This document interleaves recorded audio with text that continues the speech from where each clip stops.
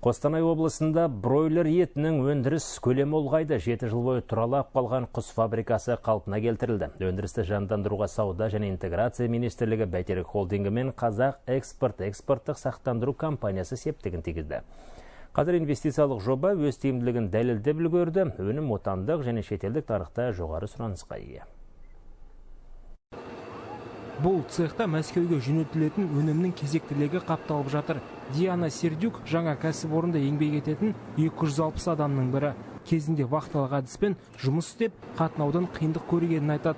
Енді нәпақа табу үшін алысқа бармайды. Бұрын ақша табумен Ресейге жиі барып тұратынмын, ал қазір өз ауылымда жұмыс істеймін. Ең бастысы отбасыммен біргемін, еңбекақы да лайықты. Құс фабрикасы бір ай ішінде 500 тонна ет шығарған. Сұраныс күн санап артып келеді. Өнім отандық және шетелдік нарыққа танылып үлгерді. Өнімнің 20-дан артық түрін шығарамыз. Салқындатылған және мұздатылған құс еті бар. Тапсырыс көлемі көп. Бүкіл Қазақстан бойынша саудалаймыз. Сонымен қатар экспортқа, яғни Ресейге жібереміз. Кәсіпорынның ісін ілгерілету үшін инвесторлар 5 миллиард 800 миллион теңге жұмсады.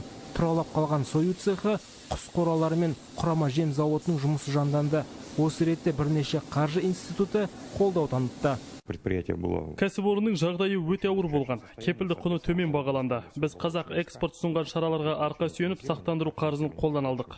Қазір құс қораларында 500 миллионға жуық бройлер бар. Тауықтар тек табиғи жеммен қоректенеді. Демек экологиялық таза өнім алынады деген сөз. Өндірістің жылдық қуаттылығы 12,5 мың тонна ет болады. Егер ішкі және сыртқы нарықтың ауқымы кеңейсе, аталған көрсеткіш 20 мың тоннаға жеткізілмек. Данияр Сұлтанұлы, Ремет Мұхмедияров, Қостанай облысы, Хабар 24.